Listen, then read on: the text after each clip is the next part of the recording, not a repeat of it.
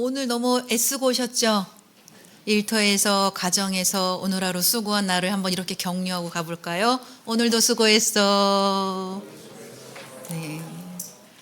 우리가요, 자신을 잘 격려하지 않아요. 근데 여러분 격려해 주세요. 본인도 격려하시고, 또 옆에 분하고 이렇게 격려하면서 인사해 볼까요? 오늘도 수고하셨습니다. 네. 퇴근하고 났을 때 남편이 아내에게 가장 듣고 싶은 이야기입니다. 여보 수고했어요. 네. 자, 오늘 이제 2주 동안 저랑 함께 가족에 대한 이야기들을 통해서 제가 원하기는 이 강의를 들으면서 그래 우리 배우자가 바뀌어야 돼 이렇게 듣지 마시고요. 여러분 자신에게 좀 조명하시고 여러분이 성장하는 그런 시간이 되셨으면 좋겠습니다. 자, PPT를 좀 보여주시고요. 예, 저희 가족 소개 먼저 할게요. 저는 이 한 남자와 27년간 함께 살아가고 있습니다. 정말 다릅니다. 다르지만 27년 동안 함께 살아가면서 참 감사한 거는요. 살아갈수록 괜찮더라고요. 안 그러신가요? 네.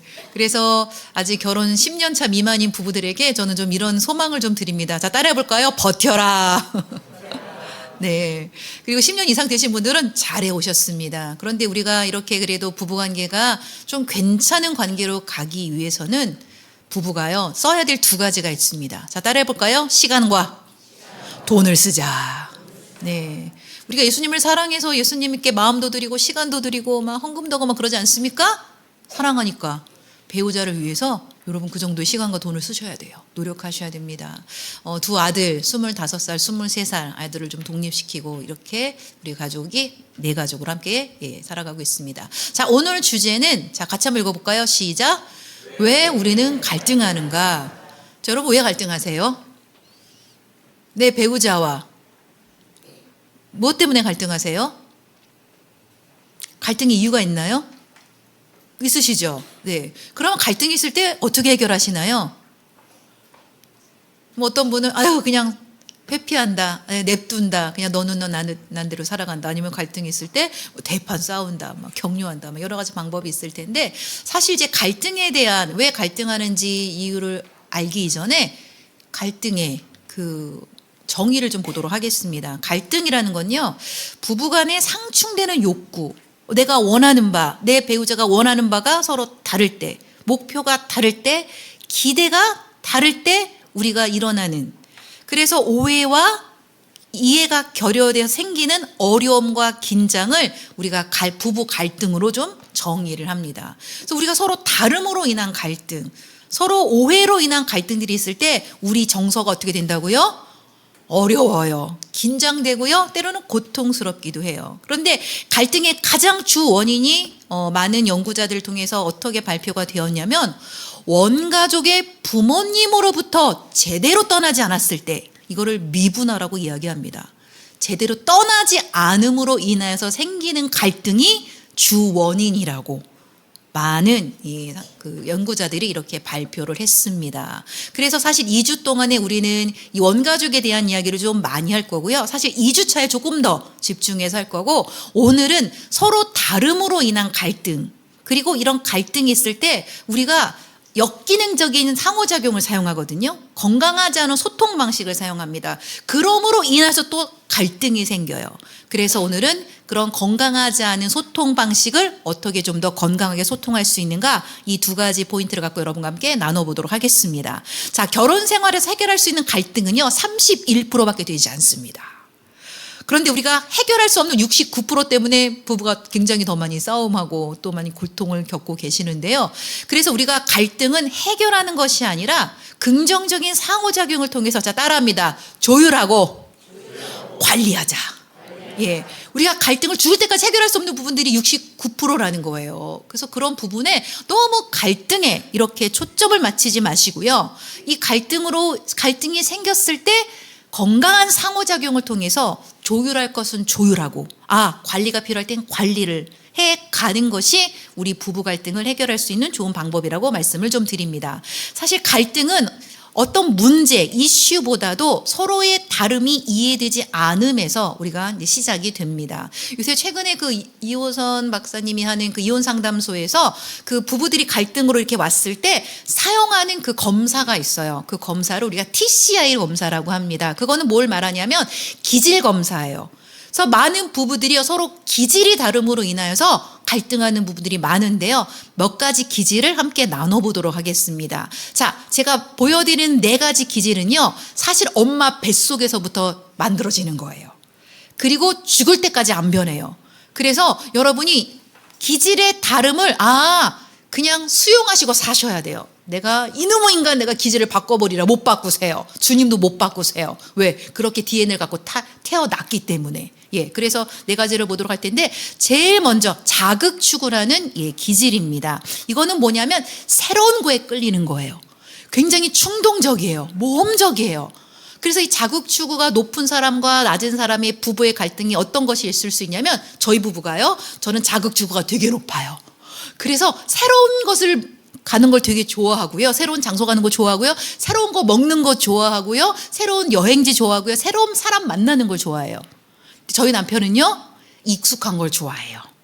새로운 장소, 새로운 사람, 새로운 음식 필요 없어요. 가던 곳에 가면 되고 루틴이 편한. 그래서 이것들로 인해서 우리가 어떤 갈등이 생기냐면 여보 나는 당신이랑 여기 가고 싶어. 우리 남편은 안 돼.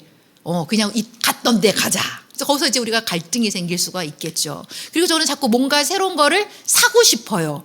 그래서 자극주가 높은 사람은요, 자꾸 기계를 바꾸고 싶거나 휴대폰을 바꾸고 싶거나 자꾸 막 옷을 사고 싶거나 막 그래요. 그래서 이것들 때문에 저희 남편하고 좀 갈등이 있었거든요. 왜 이렇게 돈을 막 마음대로 써? 그래서 여기서 어떻게 저희가 조율을 했냐면 이제 용돈을 딱 정하고 저에게 주어진 용돈 한에서 저는 날마다 소비를 합니다. 5,000원짜리, 10,000원짜리. 왜냐하면 날마다 뭔가 새로운 것을 했을 때 이것이 좀 충족이 되거든요. 그렇다고 해서 막 제가 만약에 돈이 제한이 없으면 어떻게 될까요? 계속해서 문제를 일으킬 거예요. 그래서 우리가 어떻게 조율했냐면 한 달에 30만 원 한도 내에서 당신이 사고 싶은 거를 마음껏 사. 그 한도를 넘어가지 않습니다. 그래서 이런 기질이 다를 때 여러분이 어떻게 하셔야 되냐면요. 조율을 하셔야 돼요. 이것의 다름으로 인해서 우리가 어려움이 생길 수 있는데 이렇게 우리가 한번 관리를 해보자. 그래서 신나게 5,000원짜리 귀걸이 사고 뭐 이렇게 막 스카프 사고 막 이러고 있어요. 그래서 그런 식으로 이제 갈등을 좀 풀고 있고요. 2번째 기질은 위험회피라는 기질인데요. 그림 그대로예요. 위험한 거에 이제 노출되면 안 되는 거예요. 계속해서 안전. 그래서 제가 우리 남편하고 이제 여행을 갈 때 저는 이제 그 유튜버에 뭘 검색하냐면 유튜브에 맛집, 놀거리. 그럼 저희 남편은 위험회피가 높으신 분이거든요. 사고, 소매치기 이딴 걸 검색하세요. 저는 정말 깜짝 놀랐어요. 왜 그런 걸 검색해? 안전해야 돼. 그리고 저희 남편이 계속해서 저랑 갈등이 있는 그 이슈가 뭐냐면 차에서 내릴 때 옆 차에 문 콕 하지 말라고. 그래서 내릴 때마다 문 콕 하면서 저한테 이렇게 막 말을 할 때마다 그게 약간 스트레스가 되는 거예요. 내가 애도 아니고 왜 계속해서 그 말을 해? 그러니까 저희 남편은 남의 차에 이제 문콕해서 문제가 될까 봐. 왜냐하면 되게 위험한 상황을 만들지 않으려고. 그리고 집에서 나올 때마다 가스불 껐나, 뭐 수도 뭐 잠갔나 계속 그런 것들을 확인하고 다니세요. 그런데 이렇게 위험회피가 높은 사람이 뭐 믿음이 없는 게 아니에요. 조심성이 많은 것뿐이에요. 저는 위험회피가 낮다 보니까 어떨까요? 위험스러운 상황에 되게 많이 노출이 돼요. 특히 자극추구가 높고 위험회피가 낮은 사람들이 이제 범할 수 있는 그 어려움이 뭐냐면 야, 이거 한번 투자 한번 해봐. 야, 바로 돈 벌 수 있어. 여기에 우리의 귀가 그냥 팔랑팔랑 돼갖고 쉽게 속을 수 있어요. 그래서 이런 기질에 나로 인해서 우리 가정에 어려움이 있을 수 있다라는 것들을 여러분이 좀 신경 쓰셔야 돼요. 그래서 만약에 누가 나한테 야 이거 투자해봐 이거 해봐라고 할 때 저는 거기서 결정하지 않습니다. 원래 저의 기질은요 거기서 결정해요. 그래 할게 막 이러면서 몇 번 많이 당했어요. 돈도 많이 조금 뜯겼어요. 예. 그 다음부터 이제 어떻게 저희가 조율을 했냐면 누군가 뭔가 얘기했을 때 반드시 남편에게 이야기를 해요. 여보 이분이 이런 얘기를 했는데 당신 생각은 어때? 그럼 우리 남편이 이건 너무 위험해. 그렇지 알았어. 그래서 우리 남편에게 한 번 좀 이렇게 점검을 하고 이렇게 관리를 하면서 가고 있습니다. 세 번째 기질은요, 사회적 민감성이란 기질인데 이거 뭐냐면요, 얼마나 다른 사람과의 관계에서 민감한가, 감정이 예민한가를 보는 거예요. 그래서 사회적 민감성이 높은 사람은요, 타인의 감정을 잘 파악해요. 그래서 뭐 이렇게 뭐 아이가 왔는데 어머 무슨 일 있었어? 오늘 얼굴 오늘 왜 이래? 뭐 힘든 거 있었어? 잘 파악을 해요. 자, 근데 민감성이 낮은 사람 어떨까요? 봐도 몰라요. 말해도 몰라요. 예, 그냥 좀 약간 둔해요. 그래서 민감성이 다름으로 인해 생길 수 있는 부부의 갈등이 뭘까요? 아내가 남편한테, 제가 남편한테 여보 나 이것 때문에 좀 많이 힘들어 그러면 기도해 이러면서 그냥 넘어가세요. 그리고 누구나 다 그래 막 이렇게 하시고. 그래서 나는 내 감정을 좀 공감받고 싶은데, 이 사회적 민감성이 낮은 사람들은 그 사람의 감정을 읽고 공감하기가 좀 되게 어려운 그런 기질이에요. 그렇다고 해서 우리가 이렇게 살아갈 수는 없잖아요. 그래서 우리 남편이 그런 부분에서 어떻게 자기를 조금 성장시켰냐면, 파악은 안 되지만 감정을 읽기는 되게 어렵지만, 제가 여보 난 이래서 조금 많이 불안해 그러면 그걸 그냥 따라하세요. 불안하구나 이러면서. 왜요? 이게 이제 저를 돕는 거예요. 여보 나 이래서 조금 되게 우울해 그러면 우울하구나 이러면서 학습된. 그래서 여러분, 부부끼리 이 사회적 민감성으로 다름으로 인하여서 자꾸 갈등이 생길 때 한 사람이 상대한테 어떤 요구를 하냐면, 당신은 내 마음을 몰라. 당신은 공감도 못하고, 당신이 뭐 챗GPT 같아, 막 벽 같아, 막 이러면서 배우자를 이렇게 무시할 수 있거든요. 그 사람이 그렇게 하지 않는 거는요, 진짜 어려워서 못하는 거예요.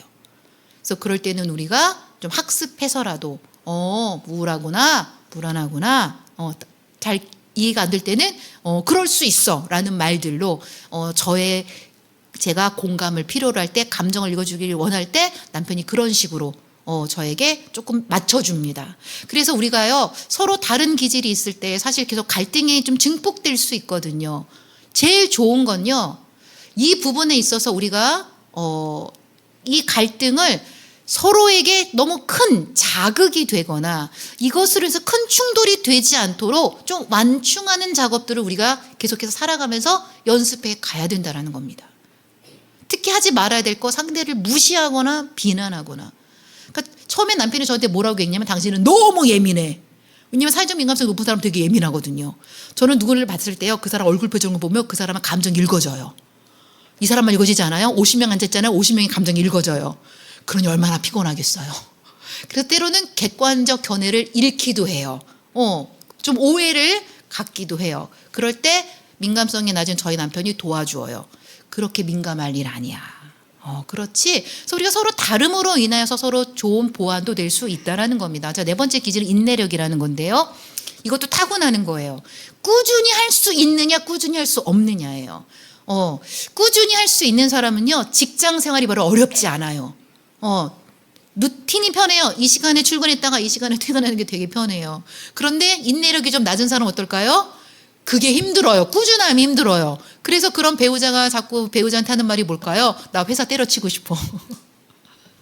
그래서 그런 사람들이 이제 어떤 직업을 좀 주로 선택하냐면 좀 프리랜서. 네. 그래서 우리가 인내력이라는 건 서로 이제 타고난 것이기 때문에, 인내력이 낮은 사람한테 필요한 건 뭐냐면 보상이에요.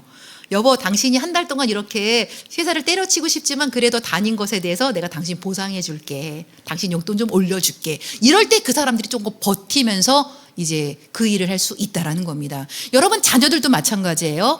꾸준하지 않은 자녀들이 있을 거예요. 쟤는 왜 이렇게 뭔가 약속한 걸 지키지 않고 그럴까? 인내력이 정말 낮아서 그런 거예요.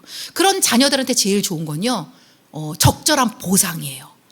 네가 이렇게 했을 때 이런 보상을 줄게. 그러면요, 그것을 조금 해나갈 수 있는 그런 좀 힘을 얻게 된다라는 겁니다. 그래서 이 네 가지 기질, 서로 기질이 다름으로 인하여서 우리가 서로 갈등이 생길 수 있는데, 제가 여러분 그 강의 안에 시편 139편 14절 말씀을 적어놨는데, 우리 말씀 한번 같이 읽어볼까요? 강의 안에 시작. 내가 주께 감사함은 나를 지으심이 심히 기묘하심이라. 하나님이 이렇게 만드셨어요. 이런 기질로 창조하셨어요. 그래서 나와 다른 기질의 배우자와 자녀들을 볼 때, 와, 이건 하나님의 작품이야. 그렇게 수용할 수 있는 방법 외에는 없다라는 겁니다. 여러분도 때로는 여러분의 어떤 모습에 되게 마음에 들지 않을 때가 있죠?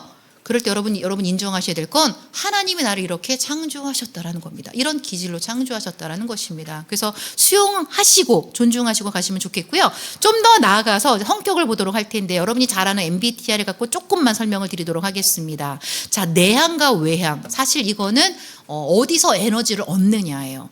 저 같은 경우에는 외향적인 사람이라 사람을 만나면 사람을 많이 만날수록 에너지를 얻어요. 그래서 오늘도 아침 9시부터 여기 이 시간까지 저는 계속 밖에서 사람을 만나고 돌아다녔어요. 지금 굉장히 충만해요. 저희 남편은 이해를 못해요. 저희 남편은 내향적인 사람이에요. 혼자 많은 시간을 보내야 충전이 되는 사람이에요. 이것으로 인해 생기는 갈등이 뭘까요? 저는 자꾸 남편하고 사람을 만나는 자리에 자꾸 남편을 데리고 가고 싶어요. 근데 저희 남편은요, 그런 자리에 가면 되게 힘들어해요. 특히 약속이 되지 않은 사람을 만났을 때 되게 어려워해요. 내향적인 사람들은요, 말하는 게 되게 힘들어요. 말보다 글이 편한 사람들이에요. 그래서 저희는 남편을 보면서 아니 내가 이 사람 만나서 당신하고 같이 만나고 싶은데 부모님도 하고 싶은데 막 그런데 남편이 이걸 어려워해요. 불편해해요. 어떻게 조율을 했냐면 적어도 1년에 몇 번 정도는 남편이 저의 지인들을 만나주어요. 그런데 조건이 있어요. 만나는 시간과 헤어지는 시간이 정해져 있어야 돼요. 헤어지는 시간이 정해져 있지 않으면 되게 괴로워하세요. 그래서 그런 부분에서 서로 조율을 해가지고, 그리고 제가 남편을 배려하는 건 예측하지 못한 남편이 계획이 없는 만남을 만들지 않습니다. 미리 말해놓고 계획된 만남을 이렇게 줍니다. 그럼 남편은 저를 위해서 또 뭘 해주냐면, 내향적인 사람이다 보니까 밖에 나가는 걸 별로 중요시 여기지 않으세요. 여행 생각만 해도 머리가 아프대요. 그래서 우리 남편은 여행 가면 아파요. 진짜 아파요. 저는 밖에 있다가 집에 들어가면 아파요. 집에 있으면 아파요. 그런데 우리 남편이 저를 위해서 1년에 2번 정도는 기꺼이 여행을 가져와요. 가서 아프더라도. 왜요? 이게 저를 배려하고 저를 사랑하는 것이니까. 그래서 서로 성향이 달라도 중요한 건 그 부분에 있어서 상대를 위해서 여러분 조율할 때 필요한 자세가 뭐냐면요. 내가 당신을 위해서 기꺼이 해줄게. 이런 자세여야 돼요. 당신이 바꿔, 당신이 나한테 맞춰는 아니라는 겁니다. 여러분 돕는 배필의 의미에는 어떤 의미가 있냐면 내가 당신을 위해서 기꺼이 해줄게. 기꺼이 배려하고 기꺼이 헌신하고 기꺼이 사랑해줄게. 이런 의미가 있다는 겁니다. 그 다음에 감각과 직관이라는 이제 이런 성격이 있는데요. 감각적인 사람은요. 현재와 사실, 정보, 경험이 되게 중요해요. 직관적인 사람은요.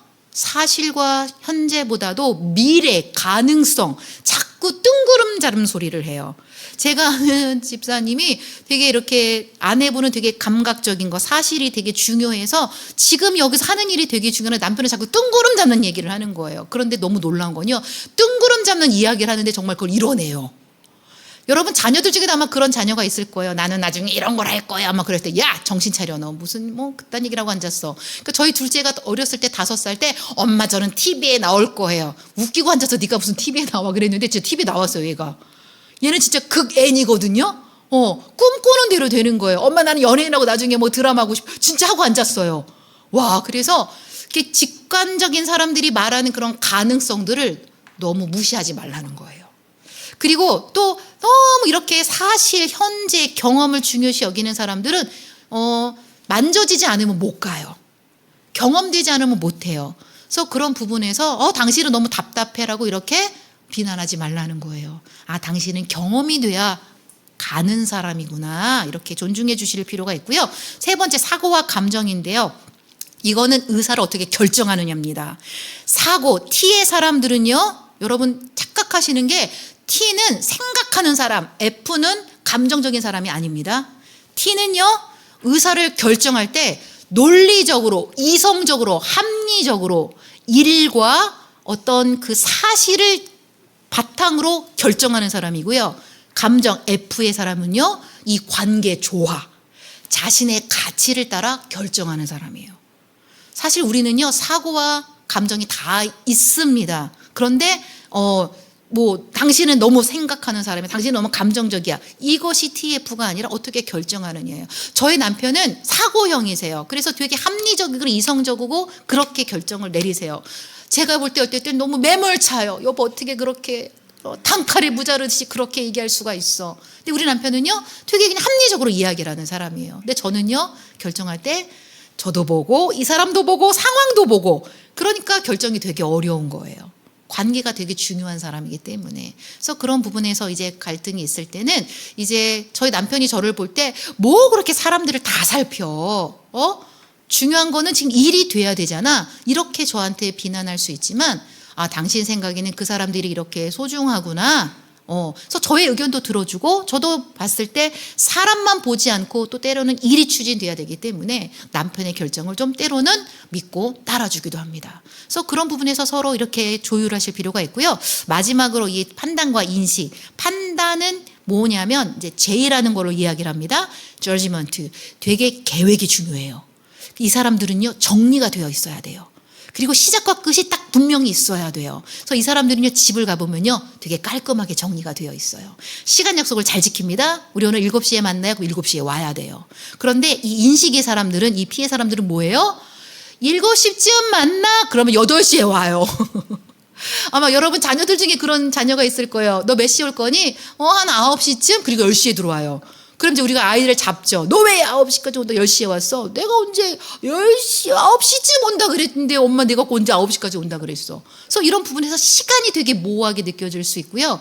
또 이 그 인식의 사람들이 되게 융통적이에요. 그래서 이랬다 저랬다 할 수 있어요. 이것이 저랑 남편이랑 좀 갈등의 이슈가 되는데요. 저희 남편이 예를 들어서 이제 부부 데이트를 할 때 예를 들어서 파스타를 먹으러 가기로 했어요. 그러면 이 판단, 이 사람 제이 사람들은요, 파스타를 먹으러 가야 돼요.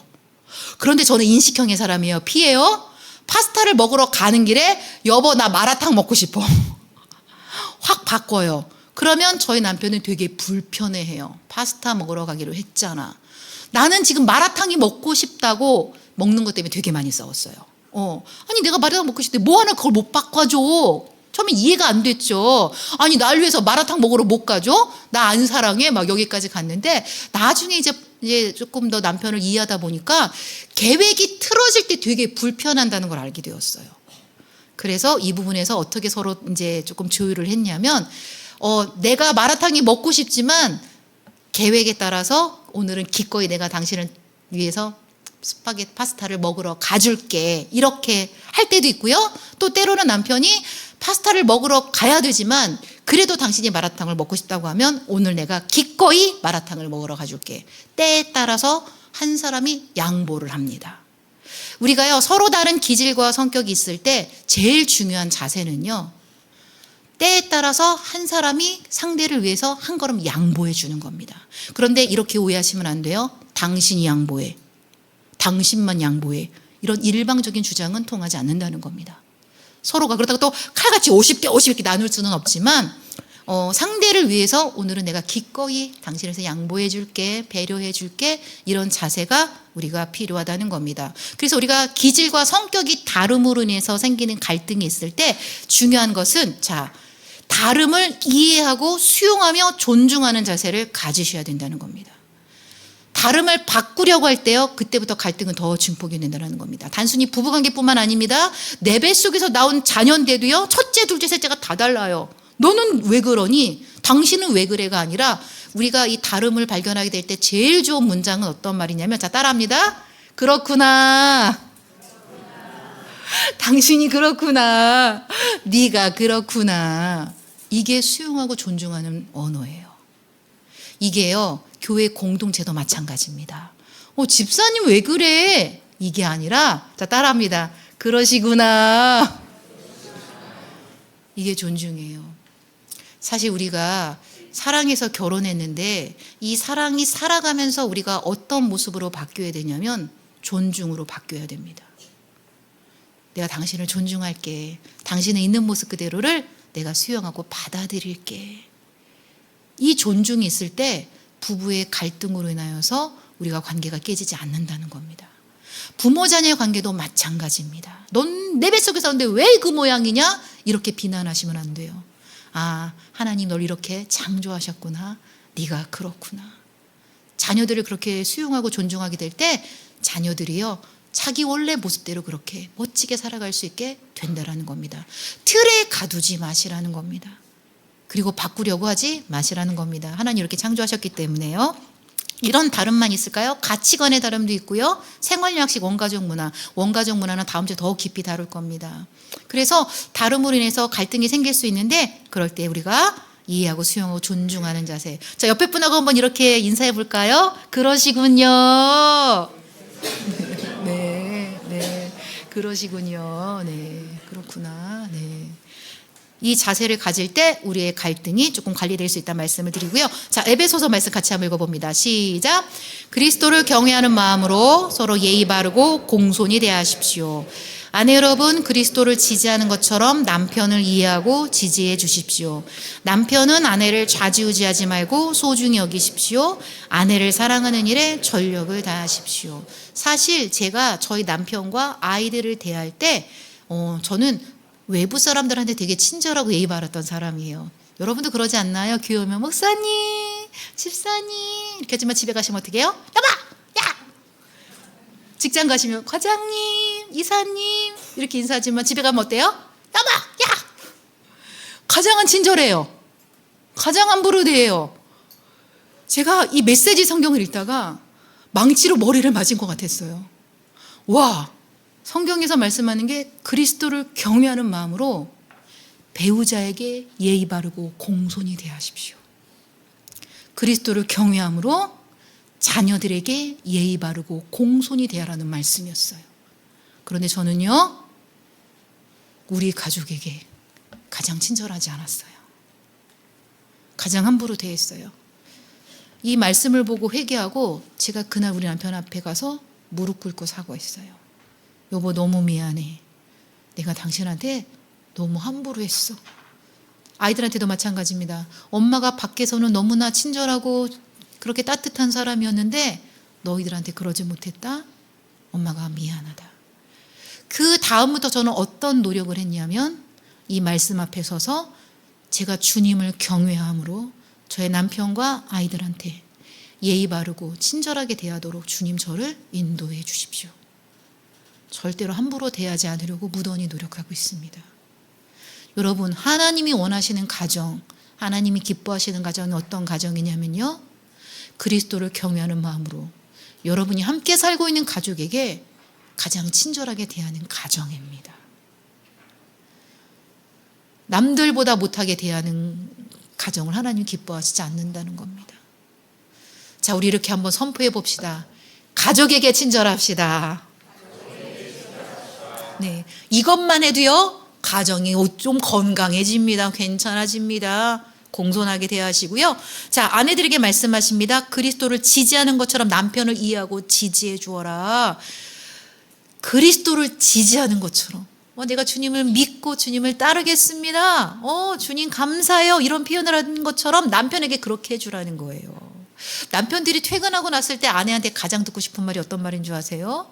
여보 수고했어요. 여보 고마워요. 여보 잘했어요. 이런 이야기를 듣고 싶어 한다는 거예요. 오늘 남성분들이 꽤 많이 오셨어요. 사실 피곤하잖아요. 내일 또 출근하는데 이 자리에 온 남편들, 우리 아내들 어떻게 칭찬해 줘야 될까요? 자, 한번 칭찬해 볼까요? 함께 와줘서 고마워요. 당신밖에 없어요. 그래도 남편 없는 아내들, 내가 이 인간 또 가서 또 그냥 잔소리하지 그러지 마시고, 여보 오늘 하루도 당신이 그렇게 집에서 또 이 방송을 봐줘서 고마워. 존재를 귀하게 여기시고 칭찬해 주라는 겁니다. 남편들이 아내한테 듣고 싶은 3가지 문장 알려드립니다. 자, 우리 아내들 따라합니다. 수고했어요. 고마워요. 잘했어요. 이 이야기를 하루에 한 번씩 꼭 해주세요. 아들들도 마찬가지입니다. 아들들 사랑한다는 말 필요 없어요. 아들 잘했다. 고맙다. 수고했다. 이런 얘기를 듣고 싶어 한다는 거예요. 예. 그래서 남편들이 길을 살려주시라는 겁니다. 왜 다른 남자들은 그렇게 어머 잘하셨어요 이러면서 왜 내 남편은 그렇게 칭찬을 안 해줘요? 내 남편 칭찬해 주셔야 돼요. 높여주셔야 돼요. 특히 자녀들 앞에서 하지 말아야 될 말. 넌 나중에 네 아빠 같은 이런 인생 살지 말아라. 넌 나중에 네 아빠 같은 인간하고 결혼 이딴 말 하시면 안 돼요. 아빠를 높여주셔야 돼요. 그런 이야기들을 들은 자녀들의 자존감이 올라갑니다. 자녀들 앞에서 아빠를 무시하고 아빠를 이렇게 경멸하는 말 하잖아요. 자녀들의 자존감이 내려갑니다. 왜? 나와 연결되어 있는 사람이기 때문에. 그래서 자녀들한테 가르치셔야 됩니다. 아빠가 돌아오셨을 때 아빠 수고하셨어요. 감사합니다. 인사도로 가르치시고요. 남편들에게 말씀하십니다. 아내를 좌지우지 흔들지 말고 소중히 여겨라. 아내를 사랑하는 일에 전력을 다해라. 남편들에게 3가지 문장을 알려드릴게요. 이 문장으로 아내들한테 관심을, 사랑을 좀 표현하십니다. 자, 첫 번째 따라하십니다. 오늘 하루 어땠어? 두 번째, 당신 기분이 어때? 세 번째, 내가 뭘 도와줄까? 예. 연애 때는 자기야 오늘 하루 어땠어? 기분이 어때? 내가 뭐 해줄까? 묻다가 결혼하고 안 물어봐. 아들, 뭐 필요해? 막 자녀들한테 그러는데 아내들은 되게 서운해요. 그런 관심을 받고 싶어 한다는 거예요. 그래서 아내들에게 좀 부탁을 드릴게요. 남편이 와갖고, 자기 오늘 하루 어땠어? 뭘 어땠어? 힘들어 죽겠지. 막 이렇게 기분이 어때? 그걸 말로 해야 돼. 20년 살았는데 아직도 몰라. 막 이러고 내가 뭘 도와줄까? 가만히 있어. 가만히 있는 게 도와주는 거야. 또 가만히 있으면 뭐예요? 또 가만히 있어. 또 혼나고. 그래서 남편들이요, 아내 눈치를 보더라고요. 와, 혼날 것 같아. 그래서 말을 못 하시더라고요.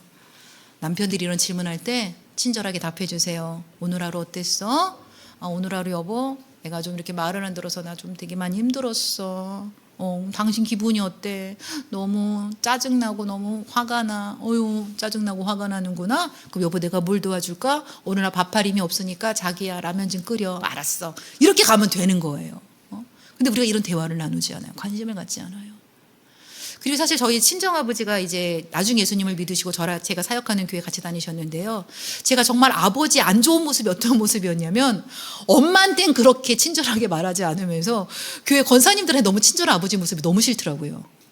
우리 남편들에게 부탁드려요. 다른 여자한테 잘하지 마세요. 내 아내한테 잘하세요. 그리고 아내를 사랑히 소중히 여기세요. 귀하게 여겨주세요. 여자들은요, 나이가 들어도 남편과의 로맨스를 꿈꿔요. 친밀한 관계를 원한다는 겁니다. 그래서 그런 부분에서 사랑을 위해서 어떻게 하라고요? 전력을 다하라고 하셨어요. 내 아내가 뭘 좋아하지? 내 아내가 어떤 노래를 듣지? 내 아내가 지금 필요한 것이 무엇일까? 관심을 갖고 아내에게 질문을 던져보세요. 질문이 잘 떠오르지 않는 분들은요, 챗GPT나 제미나이한테 물어보세요. 아내에게 질문하면 좋은 질문들 50가지만 알려줘. 얘가 얼마나 잘 가르쳐 주는지 몰라요. 그래서 그 질문들을 갖고 아내를 사랑하는 일에 전력을 다하시라고 말씀을 좀 드립니다. 제가 이 말씀을 드리는 이유는 뭐냐면 우리가요, 다른 외부 사람들한테는 정말 잘하고 되게 친절한데 가족들에게 그만큼 하고 있지 않는 우리의 모습을 봅니다. 하나님은 그것에 대해서 우리에게 말씀하여 주십니다. 가족을 소중히 여겨라. 함부로 하지 말고 친절하게 대하라. 그래서 이 말씀으로 우리가 다시 한번 돌아오는 시간이 되었으면 좋겠습니다. 자, 부부는요, 돕는 배필, 에제르 케네그도 히브리어인데요. 이건 무슨 말이냐면 배우자와 마주 보고 내가 당신의 그 어려운 부분들 내가 기꺼이 도울게요 라는 이런 의미라는 거예요. 그래서 부부는요, 동등한 존재예요. 동등하게 서로 마주 보면서 배우자의 약한 부분을 보고 내가 당신의 그 부분을 도울게, 이런 자세가 필요하다는 겁니다. 저의 남편의 그 약함이라기보다 참 변화되기 어려운 게 뭐냐면 새로운 거를 잘 못해요. 도전을 잘 못하세요. 그런데 저는 그게 되게 쉬운 사람이거든요. 저는 남편의 그런 부분을 도와요. 여보, 이거 한번 내가 할 수 있도록 내가 도울게. 한번 여보 이렇게 시도해봐. 되게 신중한 사람이라 시도하기가 되게 어렵지만 그 부분을 제가 돕기 때문에 남편이 돌다리를 두드리다가 그래 한번 건너가 보자 이렇게 하면서 그것들을 할 수 있는 그런 도움을 받고 있다라는 겁니다. 저의 또 약한 부분은 뭐냐면요, 새로운 건 되게 잘하는데요, 익숙한 거, 루틴을 되게 힘들어해요. 반복되는 걸 되게 힘들어해요. 근데 우리 남편이 그런 걸 또 되게 잘해요. 그래서 그런 부분에서 우리 남편이 저를 또 돕고 있습니다. 그래서 부부는요, 서로의 약함, 결핍, 그런 것들을 봤을 때, 자, 따라합니다. 내가 기꺼이 도울게. 이런 자세로 가셔야 된다는 거예요. 근데 우리가 뭐 하고 있어요? 이것도 못하고 돌다리만 두드리고 앉았어. 신중하게 진짜 남편 열정이 없어. 이렇게 우리가 비난할 때가 너무 많지 않습니까? 그 약한 부분들을 우리가 도우라고 하나님께서 돕는 배필로 주셨다라는 거예요. 그래서 내가 그 약한 부분들, 갈등이 있는 그 부분들, 이 부분을 내가 당신을 기꺼이 도울게. 이런 자세를 갖고 갈등이 있을 때 제일 먼저 해야 될 건 뭐냐면 감사의 대화를 부부가 나누셔야 됩니다. 자, 부부가요, 감사의 대화로 시작해서 마지막 격려의 대화로 끝날 거예요. 이 시작과 끝을 긍정적인 대화로 시작하고 끝나야 이 상황 가운데 어떤 갈등이 있어도 우리가 그 갈등을 조율하고 관리할 수가 있습니다. 우리가요, 서로 감사할 때 우리 뇌에서 어떤 호르몬이 나오냐면 세로토닌 호르몬이 나와요. 세로토닌 호르몬이 어떤 호르몬이죠? 행복 호르몬이에요. 좋은 집, 뭐 큰 차, 뭐 명품백, 뭐 좋은 옷, 뭐 스펙 좋다고 돈 많다고 행복해지는 게 아니에요. 언제 행복해진다고요? 감사할 때 행복해져요. 와, 우리 가족이 오늘 다 같이 모였네. 우리 또 일용할 양식 주신 게 너무 감사하다. 고백할 때 행복해져요. 여보, 오늘 당신이 나를 위해서 이렇게 설거지해줘서 여보 너무 고마워라고 할 때 호르몬이 나와요. 여보, 당신이 또 우리를 위해서 이렇게 또 맛있는 밥을 차려줬네. 우리 엄마한테 인사하자. 감사합니다라고 할 때 호르몬이 나서 행복하게 해준다라는 거예요. 별것이 아니에요. 감사합니다. 고맙습니다. 갈등이 많은 부부들을 보면요, 이 감사의 대를 잃어버렸어요. 감사하지 않아요. 원망해요. 비난해요. 무시해요. 그러니까 부부 사이가 안전하지 않은 거예요. 한번 생각해 보세요. 내가 배우자랑 결혼하고 나서 지금까지 오면서 뭘 감사하는지. 이 세로토닌 호르몬은요, 도파민 호르몬보다 더 강력한 호르몬이에요. 그래서 하나님은요, 이것을 우리가 감사합니다, 고맙습니다라고 말할 때 나오게끔 만드셨어요. 갈등을 해결하는 데 있어서 제일 먼저 나눠야 될 것, 감사입니다. 한번 생각해 보세요. 결혼한 이후에 내 배우자로 인해서 감사하고 고마운 게 무엇인지 한번 써보실까요? 근데 뭐 이런 거 쓰지 마. 돈 많이 벌어온 거, 뭐 애 키워준 거, 뭐 이런 거보다 내가 이렇게 아플 때 남편이 나를 이렇게 케어해 준 거, 또 내가 이렇게 직장을 못 다닐 때 뭐 아내가 날 위해서 기죽지 않게 열심히 또 이렇게 일해 준 거, 좀 구체적으로 그런 것들에 대해서 감사를 한번 적어보시고, 이건 과제입니다. 다음 주까지 오시기 전까지 부부가 마주 보시고 이 대화를 한번 나눠보셨으면 좋겠습니다. 결혼하고 당신한테 고마운 건, 자 따라해 볼까요? 결혼하고 당신한테 고마운 건, 첫 눈을 이렇게 떼세요. 고마운 건. 그럼 상대도 이해하게 할 거예요. 자녀들한테도 마찬가지입니다. 엄마가 너한테 고마운 건, 아빠가 너한테 고마운 건. 어제 어린이날이었는데 우리 아들들이 25살, 23살, 어린이는 아니잖아요. 근데 제가 어떻게 고마움을 표현했냐면, 엄마 아빠의 아들로 태어나줘서 지금까지 엄마 아빠의 아들로 있어줘서 고맙다. 그 존재를 고마워해 줬어요. 그러니까 우리 아들들도 엄마 아빠도 고마워요 막 이런 얘기를 하더라고요. 그래서 여러분, 우리가 감사를 이렇게 생각하시면 됩니다.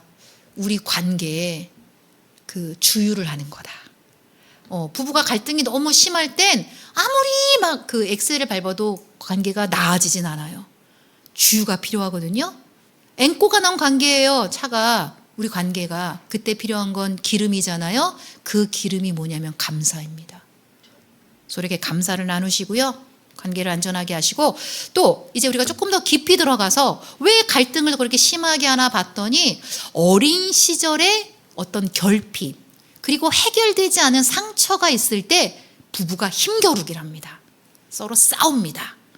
자, 왜 그런가 봤더니요, 우리가 배우자를 선택할 때 어떤 사람을 선택하냐면, 나를 양육했던 양육자, 부모님이 될 수가 있겠죠. 부모님의 몇 가지 이미지를 닮은 사람한테 우리가 무의식으로 끌려요.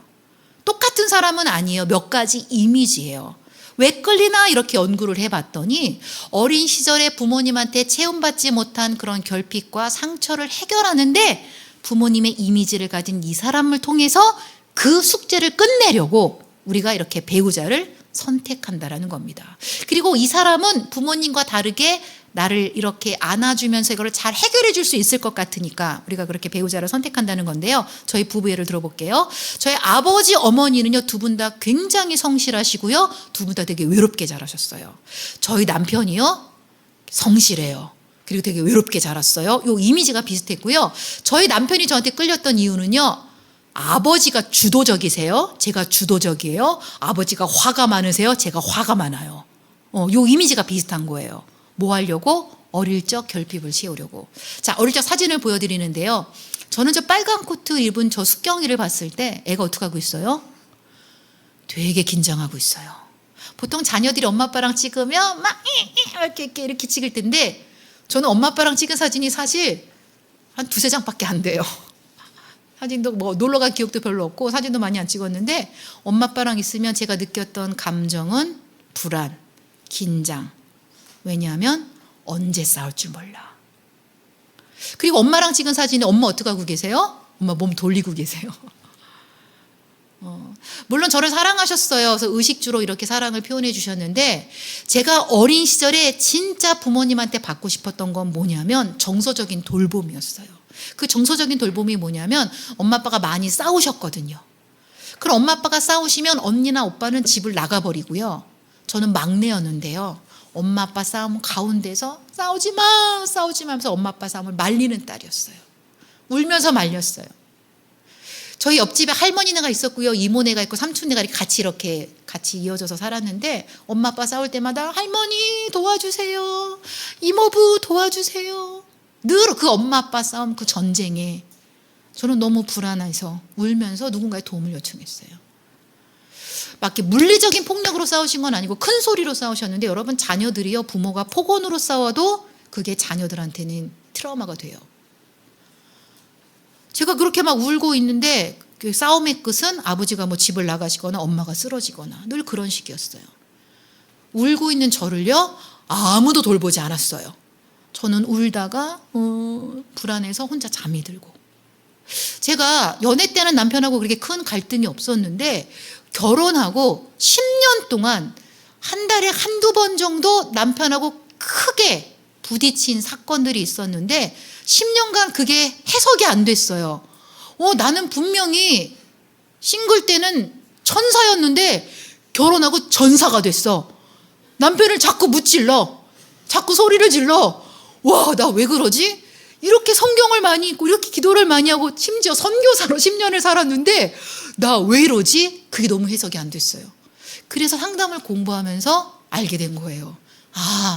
어린 시절 부모님한테 받고 싶었던 걸 남편한테 받고 싶어서 내가 남편한테 이런 공격적인 행동을 하고 있었구나.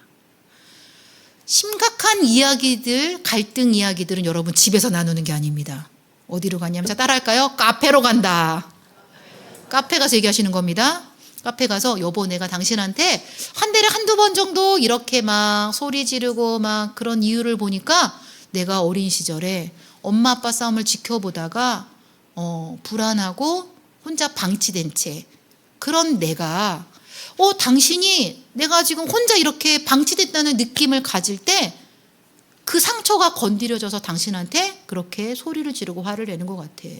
제가 언제 그랬냐면 혼자서 이렇게 막 있다가 갑자기 불안이 확 올라와요. 남편이 날 방치하고 저쪽에서 책을 읽고 있어. 그것도 성경책을. 그런데도 제가 남편을 향해서 왜 날 혼자 둬? 그럼 소리소리 질러댔어요.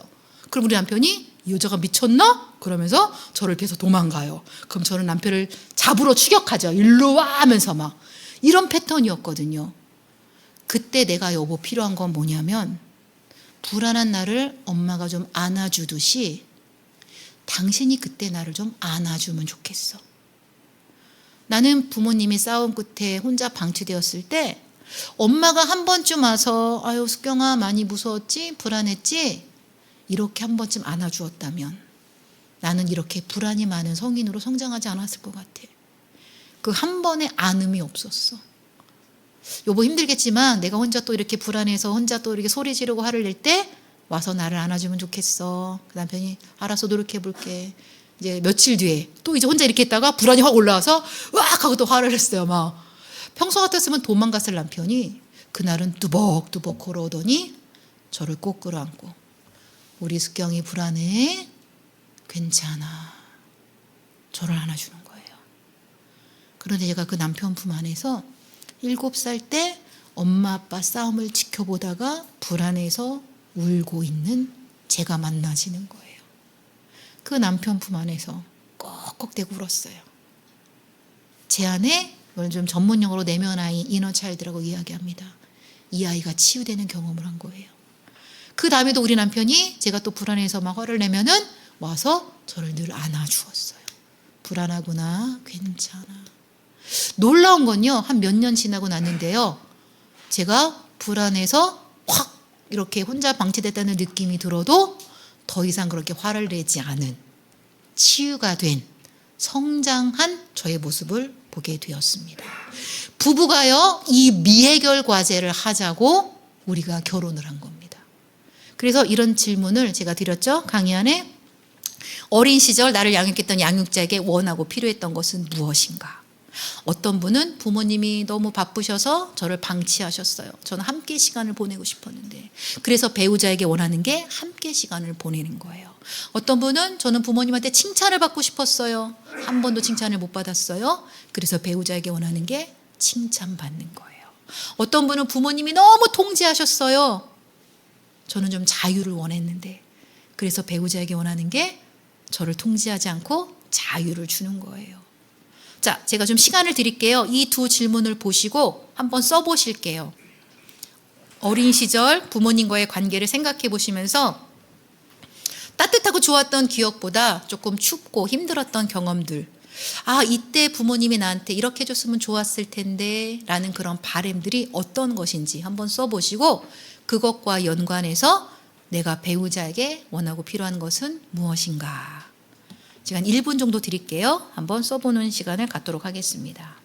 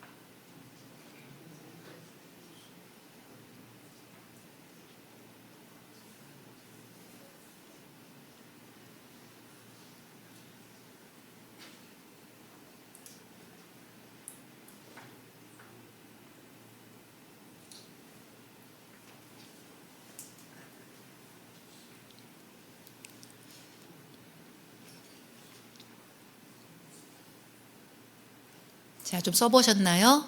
자, 다음 주까지 오실 때 두 번째 대화 주제입니다. 배우자랑 감사의 대화를 나누시고, 두 번째, 어린 시절에 부모님에게 내가 바라고 원했던 것이 무엇인가?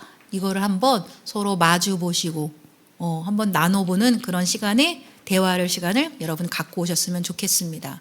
자, 이렇게 하는데요. 그러면 또 이걸 무기 삼는 분이 계세요. 배우자한테 7살짜리 숙경이가 배고파 빨리 밥 내놔 막 이러든가, 7살짜리 숙경이가 당신하고 놀고 싶어 막 나랑 놀아줘 막 이렇게 해서 막 무기 삼는 분이 계시는데요. 그거는 아니에요. 배우자가 나를 위해서 기꺼이 해주는 거지, 여러분 그걸 조종하시면 안 됩니다. 또 하나, 배우자가 이 필요를 채워줄 수 있는 건 20, 30%밖에 안 됩니다. 그 정도면 충분한 겁니다. 여러분 착각하지 마세요. 내 배우자는 부모가 아니에요. 배우자 입장에서 할 수 있는 만큼만 여러분이 받으시면 됩니다. 그럼 나머지는 어떻게 될까요? 여러분 자신이 어린 시절 부모님한테 받고 싶었던 걸 받지 못했던 걸 여러분 자신이 해주셔야 되는 거예요. 부모님을 원망하거나 비난하지 마세요. 부모님도 그 시대에는 몰랐고요. 거기까지예요. 중요한 건 우리가 부모님께 바라는 게 아니라 지금의 내가 나에게 좋은 양육자가 되어주는 거예요. 예를 들어서 나 엄마 아빠한테 너무 칭찬받고 싶었는데 못 받았어. 그럼 어떻게 하면 될까요? 지금의 내가 나를 칭찬하면 돼요. 야, 잘했다. 진짜 수고했다. 너니까 해낸 거야. 이렇게 해주시는 거예요. 어떤 분은 막 부모님과 함께 시간을 보내고 싶어, 놀고 싶었는데 못 놀았어. 그럼 어떻게 하시면 될까요? 어린 시절 못 놀았던 것들을 지금 죄짓지 않은 선 안에서 내가 놀고 싶은 걸 놓으시면 된다라는 거예요. 어떤 분은요, 어렸을 때 정말 너무 원피스가 너무 입고 싶었대요. 부모님이 그 시꺼먼 언니 옷을 물려주셨어요. 원피스가 너무 입고 싶었어요. 저 아이가 자기가 원하는 옷을. 그래서 50대 중반이 되었는데 본인이 입고 싶은 예쁜 원피스를 사서 입으셨어요. 그것도 자기를 사랑하는 거예요. 어린 시절에 내가 부모님으로부터 받지 못했던 걸 지금의 자신이, 여러분 자신이 해주시면 된다라는 겁니다. 여러분, 이게 나를 사랑하는 겁니다. 날 위해서 그렇게 해주시고요. 이것 또한 20-30%밖에 안 돼요. 인간이 할 수 없는 영역이 있어요. 그건 어떻게 하실까요? 그건 하나님이 하십니다. 한 남편이 아내를 계속 의심하고 어디야 빨리 와 막 이런 남편이 있었어요. 25년간 살다가 아내가 이혼하려고 저를 찾아왔어요. 못 살겠어요, 인간 때문에. 자꾸 저한테 어디냐고 묻고 막 빨리 오라 그러는데 제가 막 의심받아서 제가 못 살겠어요 막 이러시더라고요. 그래서 그 남편의 스토리를 물어봤어요. 왜 이렇게 아내가 늦게 오는 거에 이렇게 민감하시고 이렇게 집착하세요? 그랬더니 남편이 하는 말이 6살 때 엄마가 저를 버리고 갔어요. 그래서 아내가 안 돌아오면 아내도 나를 버리고 갔을까 봐. 그래서 계속 전화하고 확인한다는 거예요. 이건 사실 어떻게 보면 상처잖아요. 트라우마잖아요. 인간이 해결할 수 없는 거잖아요. 그때 제가 이 남편한테 무슨 말씀을 드렸냐면 성경에 시편 27편 10절 말씀에 내 부모는 너를 버렸으나 나 여호와는 너를 영접하리로다. 엄마는 우리 남편분을 버렸을지 모르지만 하나님은 우리 남편분을 버리지 않으셨습니다. 그리고 현재도 약속하셨습니다. 히브리서 13장 5절 말씀에 내가 과연 너희를 떠나지 않고 너를 버리지 않는다고 약속하셨습니다.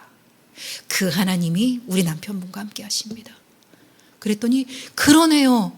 엄마는 저를 버렸지만 하나님 나를 버리지 않으셨네요. 그 하나님이 계셨네요. 그 말씀을 통해서 이 남편이 그 상처로부터 치유가 되었습니다. 우리가요, 과거에 그 가족으로부터 받았던 어떤 상처나 아픔이나 이런 것들이 우리의 힘으로 해결할 수 없을 때는 여러분 주님 앞에 나가셔야 됩니다. 하나님 말씀해 주세요. 말씀이요 우리를 치유하십니다. 우리를 회복하십니다. 저는 정서적인 돌봄을 받지 못했을 뿐만 아니라 엄마랑 애착이 잘 안 된 딸이에요. 그래서 상담 대학원에 가서 이렇게 막 어떤 검사를 했는데 제가 엄마랑 애착 점수가 0점인 거예요. 너무 슬펐어요. 하나님, 엄마가 있는데 제가 엄마가 없는 사람처럼 그렇게 자랐어요. 너무 슬퍼서 교회 가서 펑펑 울었어요. 저는 엄마랑 애착이 안 됐어요. 하나님, 이게 뭐예요? 저 너무 허전해요. 저 너무 쓸쓸해요. 너무 외로워요.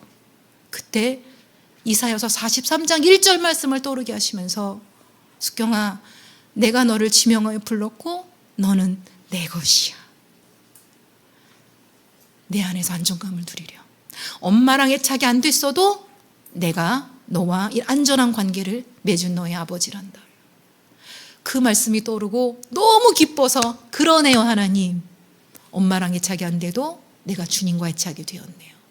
그 이후로 제가 엄마한테 받지 못했던 것들을 갖고 막 슬퍼하면서 그러지 않았어요. 왜? 주님과 안전한 관계를 맺었기 때문에요. 우리가요, 기억하실 건 내가 어떤 상처를 받았건 어떤 결핍이 있건 그거보다 더 크신 분이 우리 하나님이십니다. 그리고 하나님 말씀으로 우리를 치유해 가십니다. 성령님 말씀을 통해서 우리를 조명해서 말씀해 주시고요, 우리를 회복해 가시는 분이십니다. 또 중요한 거, 너무 과거에 얽매여 계시지 마세요. 건강한 사람은요, here and now를 살아가는 사람이에요. 부모님한테 받지 못했던 걸 갖고 징징거리잖아요. 내가 나한테 좋은 양육자가 되어서 나를 건강하게 그렇게 살아가는 사람, 이게 건강한 사람이라는 겁니다. 그래서 여러분 자신이 그렇게 치유해 가시고 성장해 가시기를 부탁을 드립니다. 자, 그 다음에 우리가 갈등할 때 부정적인 상호작용을 하는데요, 이거를 멈추셔야 됩니다. 우리가 그 관계에서 기질을 바꾸고 성격을 바꾸고 생활 방식을 바꾸고 막 다 바꾸려고 하는데요, 진짜 바꿔야 될 건 뭐냐면, 한번 따라해 볼까요? 패턴을 바꿔라. 상호작용 패턴을 바꾸는 겁니다. 이거는 바꿀 수 있습니다. 바꿔야 됩니다. 왜? 이것은 부정적인 상호작용에서 우리가 갈등이 더 증폭이 될 수 있기 때문에. 그래서 부정적인 상호작용을 멈추고 부정성 제로를 연습하는데요. 자, 부정적인 상호작용 대표적인 것들이 인지 왜곡이 있어요. 몇 가지를 갖고 왔는데요. 강박. 아내는 집에서 열심히 집안일을 해야만 한다. 남편은 돈 벌어와야 된다. 집은 깨끗해야 된다. 이래야만 한다. 이런 강박. 이거는 잘못된 인지 왜곡이요.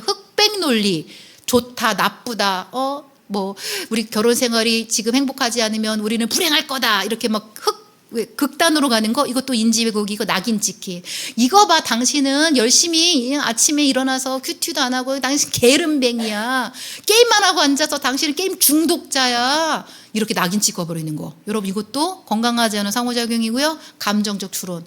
내가 지금 기분이 되게 우울한데, 내가 우울한 거는 당신이 날 행복하지 않기 때문에 하는 거야. 야, 아들, 내가 널 보는데 지금 화가 나거든? 내가 화가 난 건 너가 지금 엄마 말을 안 들어서야. 내 감정으로 상대를 그렇게 추론해 버리는 거. 이거 되게 건강하지 않은 인지 왜곡들이에요. 인지 왜곡은요, 내 생각이 왜곡되어 있기 때문에 상대를 그렇게 바라보는 거예요. 바꾸셔야 됩니다. 건강한 사람은요, 있는 그대로 봅니다. 사실을 봅니다. 사실을 볼 수 있는 눈을 가진 사람입니다. 이 인지 왜곡이 심한 사람이 교회에 있을 때 가장 어려운 게 뭐냐면, 집사님 나한테 뭐 삐졌어? 아니요. 왜 날 그런 식으로 쳐다봐? 지금 내가 집사님한테 무시받은 것 같잖아, 막 이러면서 혼자서 막 스토리를 막 써요. 그리고 어머, 목사님 오늘 날 보더니 표정이 달라졌어? 나한테 뭐 기분 나쁘셨나? 왜 오늘은 나한테 이렇게 친절하지 않으시지? 막 스토리를 써요. 왜요? 인지 왜곡 때문에. 되게 힘든 사람이에요. 그래서 우리가 하나님 앞에 기도할 때, 하나님, 나의 인지가 왜곡되지 않고 사실을 사실대로 볼 수 있도록 주님 인도해 주세요. 그리고 누군가의 도움을 받으셔야 돼요. 때로는 인지 왜곡 바꾸셔야 되고요. 그 다음에 부정적인 상호작용 4가지를 알려야 됩니다. 비난. 아유, 당신 때문이야. 당신 때문에 내 결혼이 이렇게 힘든 거야. 당신이에요? 왜 그랬어? 왜 이렇게 맨날 늦어? 왜 이렇게 나랑 대화를 안 해? 당신이 고쳐. 특히 이제 여자들이 가장 많이 쓰는 말, 언제나 항상 막 이렇게 말하는 거, 이게 관계를 깨트리는 말이에요. 얼마나 많이 써요, 우리가. 비난. 2번째, 방어, 인정하지 않음. 나랑 그랬어? 왜 나한테 그래? 당신도 그랬잖아. 당신도 듣잖아. 하면서 이렇게 오리발 내미는 거. 이것도 관계를 깨트리고. 3번째, 경멸과 무시. 바보, 멍청이. 아이고, 당신 한심하다, 한심하다. 아이고, 아무 말도 안 해. 근데 아이고, 한숨 쉬고 하고 그냥 째려보고. 이것도 관계를 사실 가장 많이 깨트리는 거예요. 경멸과 무시. 그래서 아까 에베소서 5장 21절 말씀에 그리스도를 경외함으로 예의 바르고 공손히 대하십시오. 여러분, 가족에게 저런 표정, 저런 눈빛, 저런 액션을 취하시면 안 됩니다. 존중하셔야 됩니다. 욕하시면 안 됩니다. 한숨 쉬시면 안 됩니다. 그것을 받는 사람은 모욕감을 느낀다는 겁니다. 4번째, 담쌓기. 대화 안 해. 나 좀 냅둬. 당신하고 대화가 안 돼. 조용히 침묵하고 담쌓아버리는 거.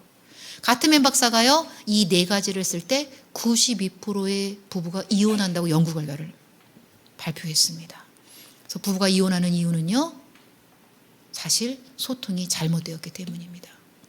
그래서 이 4가지를 여러분이 4가지와 인지 왜곡을 멈추셔야 됩니다. 멈추기 위해서 필요한 연습이 부정성 제로 연습인데요. 내가 스스로 부정적인 생각을 할 때가 있어요. 정말 이렇게 게으름뱅이 같은 남편 같으니라고 진짜 막 그런 생각이 들 때 스톱을 외치는데, 이렇게 외치셔야 됩니다. 한 손으로 손등을 탁 치면서 스톱. 자, 우리 한번 연습해 볼까요? 스톱. 내가 가족을 보면서 부정적인 생각이 들 때마다 어떻게 하신다고요? 스톱. 멈추셔야 됩니다. 왜냐면요, 우리의 생각은요, 감정으로 가고요, 감정이 행동으로 가게 만들어요. 그래서 그런 부정적인 생각이 들 때 스톱, 멈추셔야 됩니다. 그 다음에 관계에서 이제 가족끼리 이런 약속을 하셔야 돼요. 우리가 서로에게 부정적인 말을 하거나 부정적인 행동을 할 때 우리 이렇게 스톱을 하자. 자, 따라해 보실까요? 스톱. 옆에 사람 보면서 스톱. 네, 이게 약속이에요. 제가 한 공동체에서요, 4주간 연습을 했어요. 표를 나눠주고요, 매일 내가 부정적인 생각이 들 때 스톱 했는지, 가족들을 향해서 부정적인 말과 행동을 할 때 스톱 했는지. 놀라운 건요, 4주 뒤에 이 부정성 제로 연습을 하고 난 다음부터 가족의 상호작용 패턴이 변화가 되었어요. 우리는 변화시켜야 돼요. 가족을, 관계를 깨트리고 관계를 엉망으로 만드는 나의 부정적인 생각과 말과 행동을 멈추셔야 됩니다. 그래서 쓰는 방법 2가지. 자, 내가 부정적인 생각을 한다. 어떻게? 스탑. 가족이 나한테 부정적인 말을 한다. 스탑. 네, 그럴 때 뭘 스탑이야 그러면서 또 이렇게 가시면 안 돼요. 여보 스탑, 멈추셔야 됩니다. 이 생각으로 인하여서 이런 말들로 인해서 감정과 행동이 우리가 이 패턴으로 부정적인 상호작용으로 관계를 깨뜨리지 않도록 우리는 무던히 노력하셔야 된다는 겁니다. 제가 얼마 전에 유전자 검사를 했거든요. 살이 진짜 안 빠져요. 진짜 안 빠져갖고 저는 평생 뚱뚱했어요. 그러다가 유전자 검사를 했는데 이런 결과를 들었어요. 비만 유전자를 가졌대요. 그러니까 저는 뚱뚱해질 수밖에 없는 그런 사람인 거예요. 자, 그런데요, 저를 코칭해 주시는 그분이요, 이 패턴을 한번 깨봅시다. 포만감을 못 느끼고 자꾸 짜게 먹는 이 패턴을 한번 깨봅시다. 그래서 음식을 딱 접시에 놓고 딱 먹을 만큼만 먹고 김치를 끊었고요, 과일을 끊었어요. 딱 한 달 됐어요. 놀라운 건요, 제 신진대사가 굉장히 건강해지면서 4kg가 감량이 되었어요. 한 달 만에. 저는 그런 유전자를 갖고 있어요. 비만 유전자. 근데 뭐 했어요? 패턴을 바꿨어요. 몸이 달라지는 거예요. 저는 단 한 번도 7시간 이상을 통잠을 못 자는 사람이에요. 중간에 몇 번 깨요. 되게 예민하다 보니까 어제 처음으로 7시 반 통잠을 잤어요. 왜요? 대사가 좋아지니까. 제가 몸을 위해서 한 달 동안 이렇게 연습했는데 달라지더라고요. 김치를 못 먹겠어요. 너무 짜요. 생선을 잘 못 먹게 해서 너무 짜더라고요. 그동안 내가 얼마나 짜게 먹었는지 알겠더라고요. 내 몸의 변화에도 이렇게 4주간의 시간이 걸리듯이 여러분 가족에서 이 소통의 패턴을 바꾸는데도 4주간의 연습이 필요하다는 겁니다. 한 달 동안 연습하세요. 완벽이 아니어도 괜찮습니다. 계속 연습하세요. 그래서 부정성을 여러분이 제로로 만드는 연습을 해가시면 좋겠고요.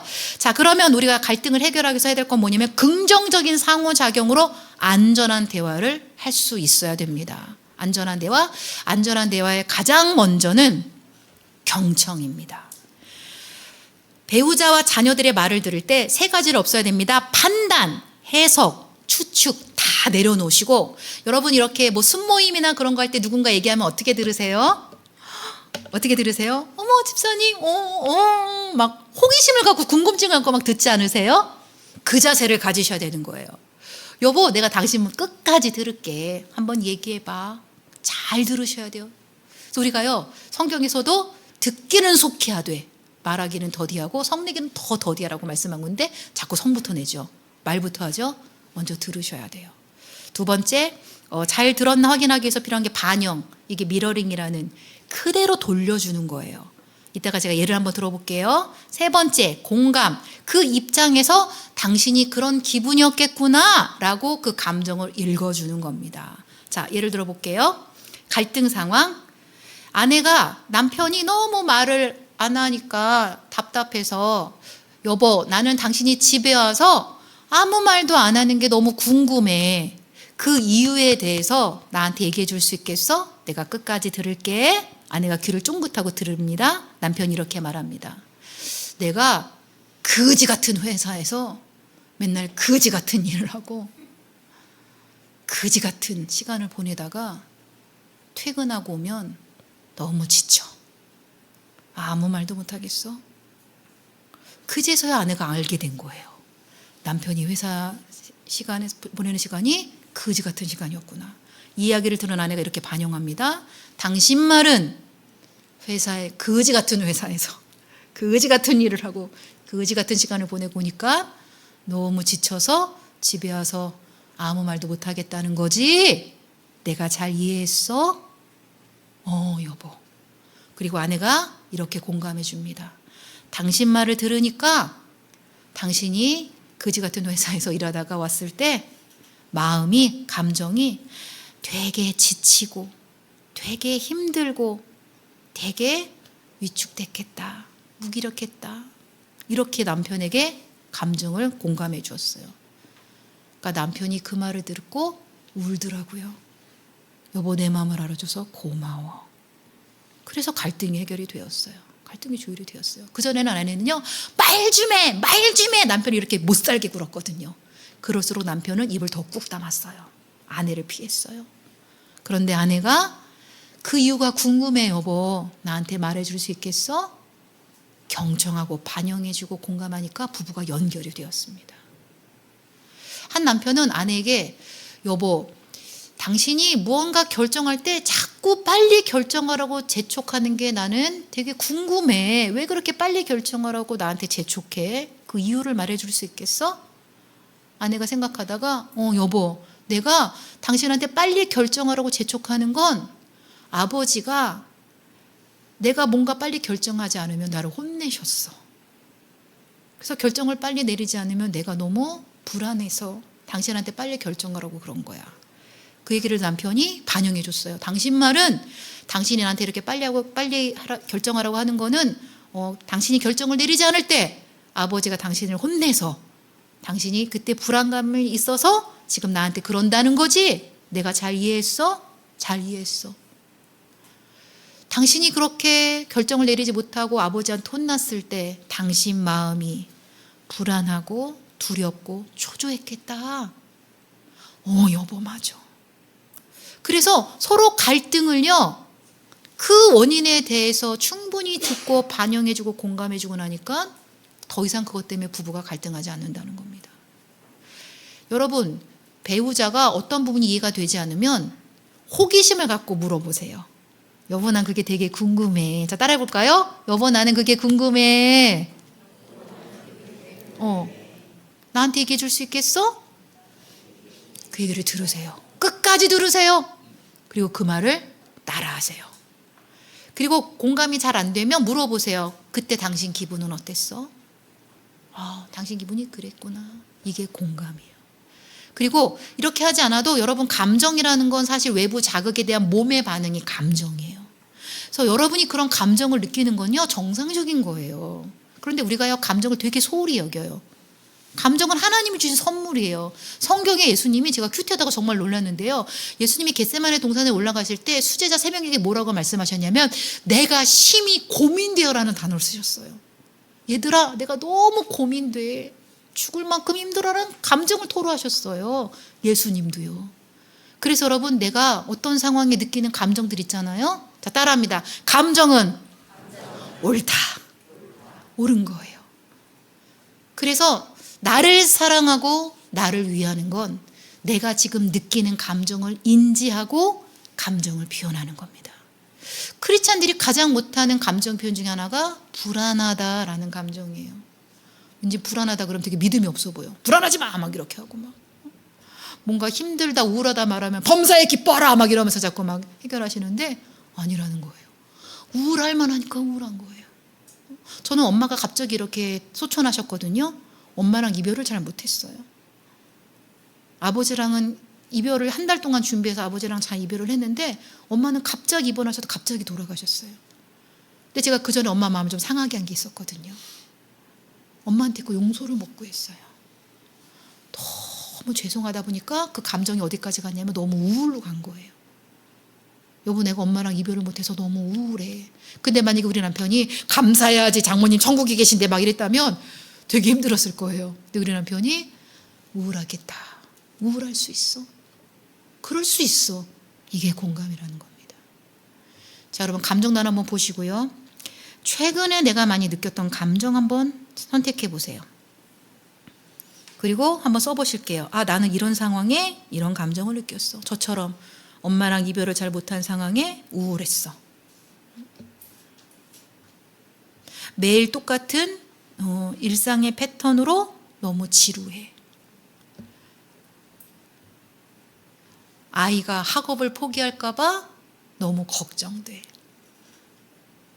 고유가로 사업이 망할까 봐 너무 불안해.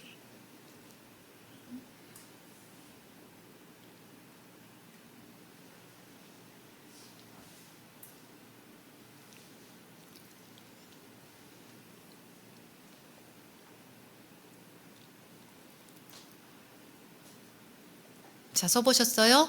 자, 그러면 그 문장을 한번 읽어보실게요. 나는 시작.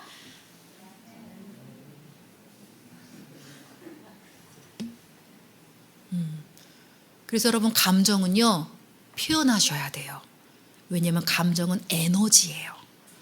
표현하는 순간 이것은 배출이 된다는 겁니다. 자, 한번 연습해 볼까요? 내가 불안해요. 내가 우울해요. 내가 걱정돼요. 네, 이렇게 감정을 인지하고 표현할 수 있어야 된다는 겁니다.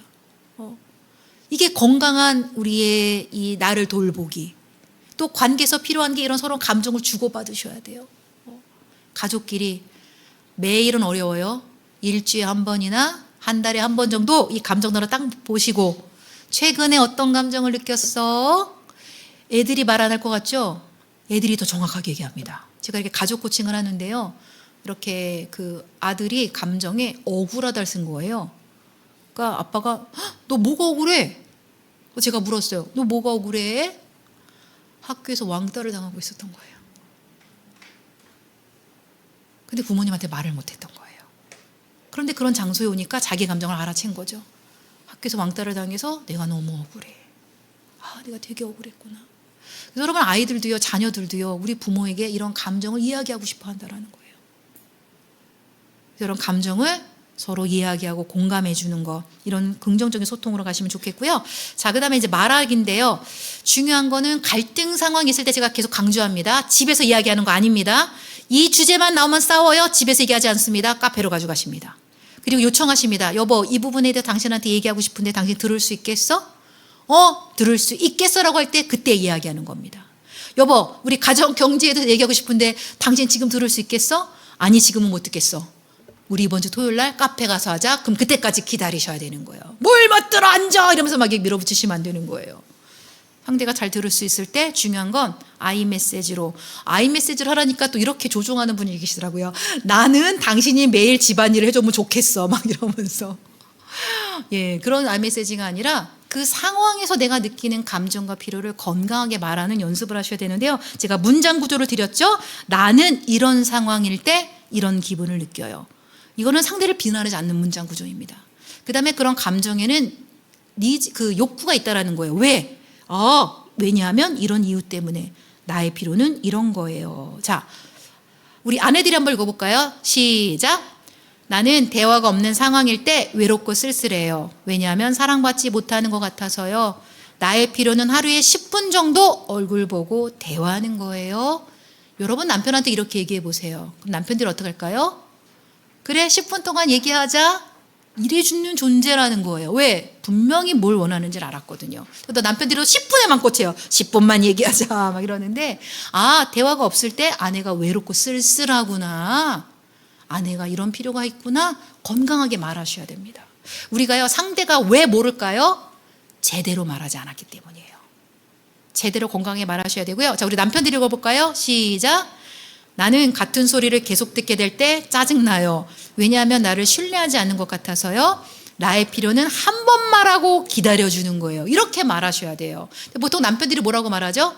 잔소리하지 마, 잔소리. 그럼 아내들이 못 알아들어요. 우리 아내들은 잔소리를 하지 않거든요. 다 권면이에요. 그래서 잔소리하지 마라고 말씀하지 마시고 같은 소리를 계속 듣게 될 때 감정을 얘기하셔야 돼요. 짜증나고 불편해. 왜? 신뢰하지 않는 것 같아서. 그 다음에 여러분의 니즈를 정확하게 요청하셔야 됩니다. 한 번만 말하고 좀 기다려주세요. 그래서 우리가 오래 살면 살수록 어떤 착각을 하시냐면 야, 말하지 않아도 알아야 되는 거 아니야?가 아니라는 거예요. 우리는 죽을 때까지 말해야 배우자와 자녀들이 알아듣는다는 겁니다. 건강하게 말하기를 연습하셔야 됩니다. 그래서 갈등 상황이 있을 때 일단은 내가 너무 그 감정이 조절이 안 되실 때는 절대 말씀하지 마시고요. 카페로 가서 문장을 한번 써보시고 내가 원하는 것들을 건강하게 말하고 또 서로 듣고 말하고를 연습하시는 그런 긍정적인 소통으로 여러분이 가시기를 좀 부탁을 드립니다. 자, 부정적인 소통. 당신은 나한테 관심도 없잖아. 이렇게 말하는 게 아니라 자, 3페이지 가시면 제가 여러 가지 도표를 드렸죠. 긍정적으로 어떻게 말할까요? 나는 관심 받고 싶고 당신과 더 가까워지고 싶어요. 이렇게 말하셔야 된다는 거예요. 말 좀 해. 이게 아니라 나는 당신 생각이 궁금해. 말해주면 좋겠어. 당신은 항상 부모님 편이야. 이게 아니라 그 상황에 당신이 내 마음을 이해해 주기를 바랬어요. 중요한 건요. 3페이지의 부정적인 상호작용의 소통은요. 관계를 깨트립니다. 중요한 건 긍정적으로 소통하셔야 됩니다. 그래서 그 연습에 내가 배우자한테 자주 하는 부정적인 말을 한번 써보세요. 그리고 그 말을 긍정적으로 한번 바꿔서 말해보시라는 거예요. 그래서 우리가 소통 방식을 바꿔야 상대와 관계에서 이것이 갈등으로 가지 않고 진짜 연결감으로 서로 이해할 수 있는 관계로 나아갈 수 있다는 거. 그래서 소통 방식을 부정적인 것이 아니라 긍정적으로 바꾸는 연습을 무던히 하셔야 됩니다. 이렇게 생각하시면 됩니다. 여러분 처음 운전면허 땄을 때 바로 차 갖고 나갔을 때 운전 잘하셨나요? 아니에요. 저는 갖고 나가자마자 그날 사고 났어요. 강남대로에서. 6개월 동안 접촉서 10번 냈어요. 그 다음부터 좀 괜찮아지더라고요. 소통도 마찬가지예요. 기술이에요. 연습하셔야 됩니다. 포기하지 마시고 연습하시고요. 자, 그 다음에 우리가 가족관계에서 정말 조절해야 될 감정 중에 하나가 분노 조절하기인데요. 화에는 원인이 있습니다. 내가 왜 화가 났지? 집에 가면 배우자가 날 위해서 이렇게 음식을 준비하고 집에 있을 줄 알았는데 아무도 없어. 연락도 없이 화가 난다? 왜? 기대가 좌절되니까. 약속을 안 지켰어? 화가 난다? 왜? 기대가 좌절됐으니까. 두 번째, 상처가 건드려졌을 때. 부모님도 날 무시했는데 당신 지금 나한테 무시하는 말 했잖아. 과거에 상처가 건드려졌을 때도 우리가 화가 납니다. 그래서 화라는 감정은요, 2차 감정이고요. 원인이 있어요. 그래서 원인을 아셔야 됩니다. 나는 언제 화가 나나. 저는 혼자 방치되었다고 느껴질 때, 그 상처가 건드려질 때는 화가 나는 사람이었어요. 근데 중요한 건요, 분노가 조절이 안 된 채 저렇게 배우자와 자녀들한테 무섭게, 노엽게 소리 지르고 욕하고 폭언하고 폭력하는 건 이거는 건강한 분노가 아닙니다. 특별히 조절이 안 된 분노를 당하는 사람은요, 느끼는 감정이 죄책감과 수치심입니다. 제가 어떤 교회 강의를 갔는데 어떤 목사님이 어떤 분을 되게 칭찬하시더라고요. 이 집사님 우리 교회를 너무 아끼시고요. 아이들을 사랑하시고요. 막 칭찬을 하시더라고요. 근데 그러세요. 그래서 강의하고 나가는데 어떤 아내가 쫄쫄쫄 쫓아오더니 소장님 살려주세요 그러는 거예요. 봤더니요, 이 남편이 교회에서 굉장히 젠틀하고 사는 사람은 잘하는데요, 집에서 아내한테 폭언하고 아들을 때리는 아빠였어요. 폭력적인 아빠였어요. 그래서 가족 치료를 했는데요, 이 남편의 스토리가 어떤 원가족 스토리가 있었냐면 아버지한테 개패듯이 맞고 자란 거예요. 그 상처가 해결이 안 된 거예요. 그러니까 아들을 개패듯이 베고 있었던 거예요. 여러분, 이게 대물림입니다. 이거를 끊으셔야 됩니다. 어떤 경우에도 우리가 함께 살고 있는 가족에게 분노가 조절이 안 된 채 특히 폭언과 폭력은 죄입니다. 성경에서 분을 내되 죄를 짓지 말고 폭언과 폭력은 멈추셔야 됩니다. 하나님이 우리를 얼마나 기가 막히게 만드셨냐면요, 편도체에서 화라는 감정이 딱 건드려지면 0.2초 만에 화가 나요. 화가 난다. 그런데 기가 막힌 건요, 이 화라는 이모션 감정에서 행동으로 옮겨지는데 걸리는 여유의 시간을 6초를 주셨어요.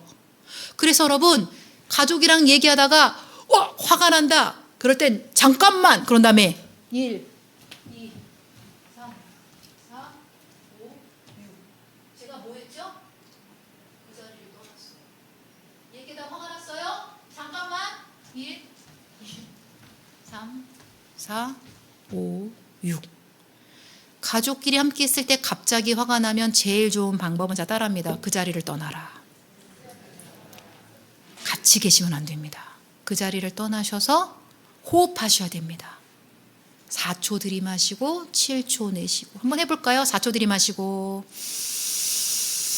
멈추고 7초 내쉽니다.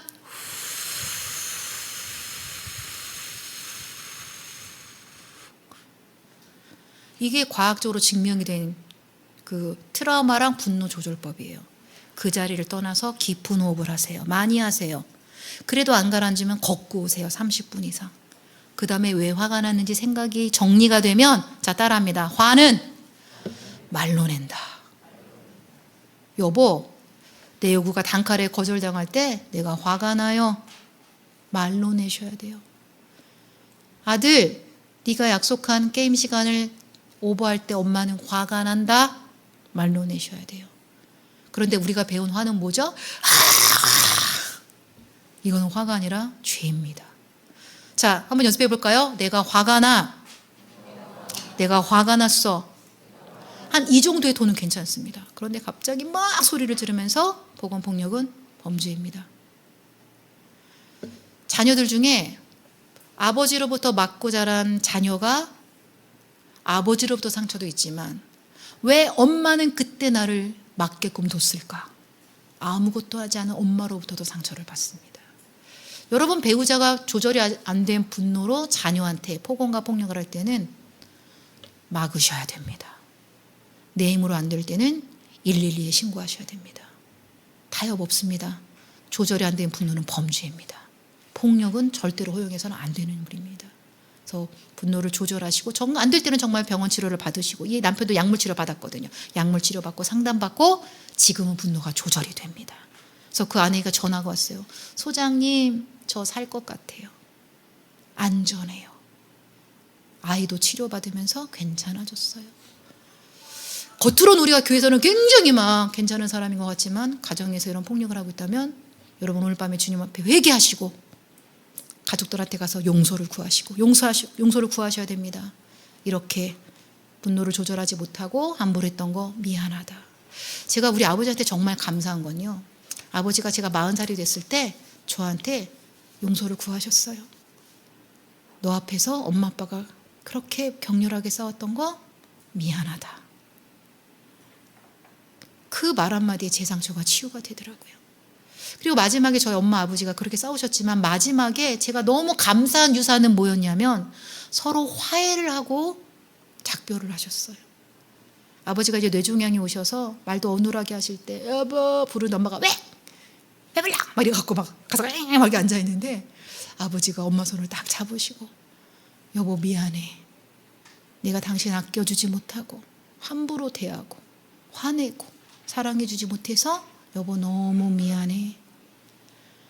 그 얘기를 들은 저희 어머니도 아버지 손을 붙잡으시고 여보 나도 미안해.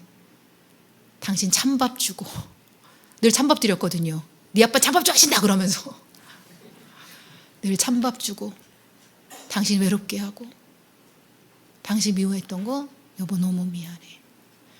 여러분, 자녀들이 부모한테 가장 바라는 게 뭐냐면 서로 잘못을 서로에게 용서를 구하고 화해하는 장면입니다. 그럴 때 자녀들의 마음의 상처가 치유가 됩니다.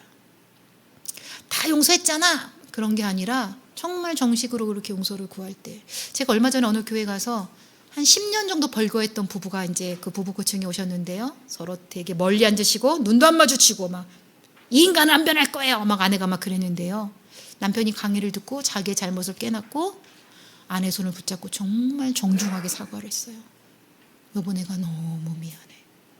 그런데 그 말을 들은 아내가 그 남편 손을 잡고 남편을 용서해 주더라고요. 사실 용서는요, 잊어버리고 눌러버리는 게 아니라, 없는 것처럼 하는 게 아니라 그 사실을 받아들이고, 중요한 건 용서는 상대를 위해서 하는 게 아니라 나 자신을 위해서 하는 겁니다. 그 상처로부터 내가 벗어나기 위해서 상대를 용서하는 겁니다. 주님도 우리를 보시면서 얼마나 용서하기가 힘드셨을까요?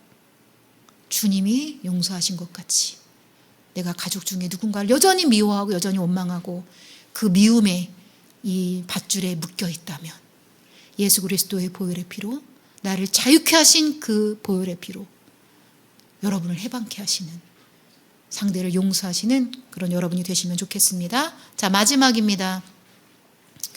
내가 지금 가장 듣고 싶은 말, 그리고 이것도 세 번째 우리 주제입니다. 대화 주제. 당신 어떤 말 듣고 싶어? 나는 여기까지 오느라고 수고했어라는 말을 듣고 싶어. 그러면 그걸 해주시는 거예요. 여보 여기까지 오느라고 수고했어. 당신 어떤 말 듣고 싶어? 난 언제나 네 편이야. 난 언제나 당신 편이야. 격려해 주시라는 겁니다. 우리가요, 가족의 대화에서, 부부의 대화에서 감사의 대화로 시작해서 격려의 대화로 마무리하셔야 됩니다. 중간에 어린 시절에 내가 부모로부터 받고 싶었지만 받지 못했던 것들을 나누는 대화, 이 세 가지 대화 주제가 여러분 다음 주까지 오실 때까지 꼭 한번 하고 오시면 좋겠습니다. 자, 내가 듣고 싶은 말 여러분 문구 하나 한번 선택해 보시고요. 네, 이거 사진 찍고 가셔도 돼요. 사진 찍어 가시고, 네, 또 유튜브에 올려가실 테니까 보시면서, 자, 내가 내 자신한테 해주고 싶은 문구 하나 한번 선택해 보시고요. 이렇게 연습해 보실 거예요. 내 이름을 부르고 누구야? 그 다음에 내가 나한테 격려의 말을 먼저 해볼 겁니다. 자, 선택하셨나요? 자, 이름 부르고 한번 해봅니다. 손을 가슴에 얹고 시작. 경아.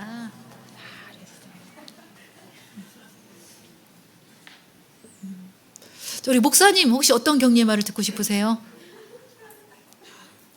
다 중에 하나만 우리 성도들로도 듣고 싶은 격려의 말. 잘했다. 자, 우리 목사님한테 이렇게 목사님 잘하셨어요. 이렇게 한번 격려해 볼까요? 시작. 목사님 잘하셨어요. 예. 정말 잘하셨어요. 예. 제가 아까 잠깐 나눔을 하면서 성도들에 대한 고민을 이렇게 이야기를 하시더라고요. 어떻게 하면 잘 도울 수 있을까? 여러분 이런 목회자를 만난 걸 감사하셔야 돼요. 그리고 목사님한테 계속 이렇게 격려해 주세요. 또 하나 가족들을 격려하시고 여러분을 격려하시면서 우리가 이 가족의 갈등들이 있을 때 제일 먼저 감사를 나누고 중간에 그 갈등을 조율할 수 있는 관리를 나누고 마지막 격려를 나눌 때 이것이 꽉 묶여 있기 때문에 관계가 깨지지 않습니다. 그래서 이런 대화로 갈등을 잘 관리하고 조율해가는 여러분이 되시면 좋겠습니다. 자, 오늘 이제 강의는 여기까지 마치고요. 이제 제가 기도하고 여러분이 각자 기도하고 싶어서 돌아가실 텐데 오늘 기도하실 때 서로의 다름을 존중할 수 있는 여러분의 인격의 성장이 될 수 있도록 여러분 자신을 위해서 기도하시고 그리스도를 경외함으로 예의 바르고 공손히 대하는 하나님 아버지 그런 가정으로 만들어 주십시오. 그리고 부정적인 상호작용이 아니라 긍정적인 상호작용 패턴으로 달라지는 가정이 되어지게 해달라고 여러분 가정을 위해서 그렇게 개인적으로 기도하시고 가시면 좋겠습니다. 먼저는 제가 마무리 기도하도록 하겠습니다. 사랑하는 하나님 아버지 감사합니다. 우리에게 말씀하여 주셔서 감사합니다. 우리를 지으심이 기묘하심이라고. 하나님 우리 한 사람 한 사람을 나를 우리의 배우자를 자녀들을 원더풀하게 기묘하게 고유하게 유니크하게 창조하여 주셔서 감사합니다. 그 다름을 이해하고 수용하며 존중할 수 있는 우리 각자가 되도록 인도하여 주시고 무엇보다 우리 가정이 그리스도를 경외함으로 가장 예의 바르고 공손하게 친절하게 대하는 가정이 되도록 말씀으로 세워가 주시옵소서. 부정적인 상호작용을 이제 스톱할 수 있도록 인도하여 주시고 긍정적인 상호작용으로 하나님 우리의 가정의 소통의 패턴이 달라질 수 있도록 성령님 묻어나게 우리를 도와주시고 인도하여 주시옵소서. 서로의 감사를 나누고 격려하며 이 여정을 함께 가는 우리의 가족들을 소중히 여기며 하나님 함께 회복되고 치유해가는 우리 배우자와 가족들이 되도록 도와주시옵소서. 그렇게 일하실 주님을 기대하며 감사함의 예수님의 이름으로 기도합니다. 아멘.